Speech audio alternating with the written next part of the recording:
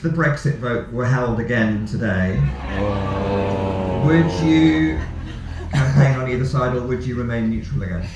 First of all, it's not going to be held again, but what I would want to do is actually develop what I tried to do, which was to get a customs union trading agreement with the European Union for this country, which would mean that we could carry on with normal trade and access within Europe. And I do support the development of free movement of people between Europe and this country. I was faced with essentially a very impossible position in that the majority of Labour Party members, probably 80%, were Remain.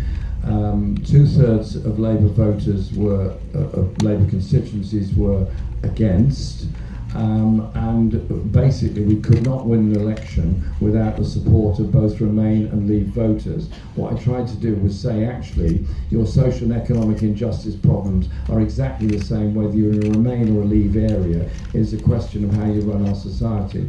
And I hoped that we could at least develop that trading relationship with Europe, which I started to negotiate. We all know what the result of the election was.